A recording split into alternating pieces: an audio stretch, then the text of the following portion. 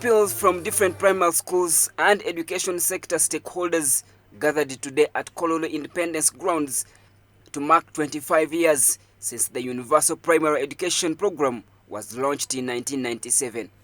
The education sector stakeholders present at the commemoration included officials from the Ministry of Education and civil society organizations engaged in the sector. The country director for Plan International Uganda called for emphasis to be put on early childhood education to improve learning outcomes in primary schools. Pupils who did not go to the pre-primary are almost 4 times more likely to repeat a year than those who did go to pre-primary education. We also recommend that government undertakes legal reform by repeating Section 10(2)(a) of the Education Act and replacing it with a section that provides for the government to design and provide a compulsory pre-primary level education for at least 1 year. The State Minister for Higher Education, John Chrysostom Muyingo, pledged the government's commitment to improve the UPE program. He added that the ministry is now formulating policies that will see the transformation of early childhood learning.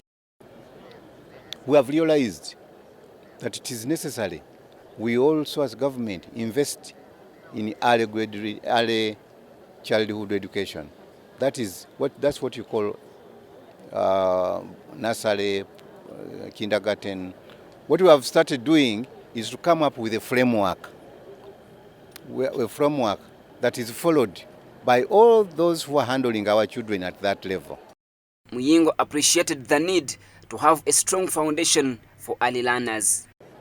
If the foundation is not properly made, however heavy, however good looking the top will be, it will be destroyed within no time. So that's why we are saying we have got to come back here. Some critics have questioned the implementation of UPE program, saying that it was poorly funded and therefore producing substandard pupils. Muyingo admits there have been challenges, but adds that these are being tackled with emphasis on grooming teachers. At least for this level, something we are doing which was not being done before is the training of teachers. You know, those days, primary nursery teachers were taught by I don't know who. Now we are responsible. We are supervising who prepare these people. And we are also saying in our teachers' policy that to be able to teach even if it's a nursery school, even if it's a primary, you'll need a degree. So we have started by working on the teachers. Dr. Ruhakana Rugunda, who is now a special envoy in the office of the president, represented President Yoweri Museveni at the celebrations.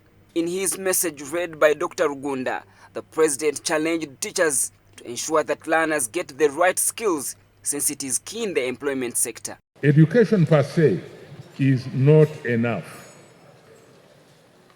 If it creates people who only want white-collar jobs with no skills to enable them to produce goods and services, either they will end up really being burdening the system because they will not be employers, nor will they be workers. The free universal primary education scheme has seen learners in primary schools grow from 2.5 million at the inception of UPE in 1997 to the current 8 million pupils.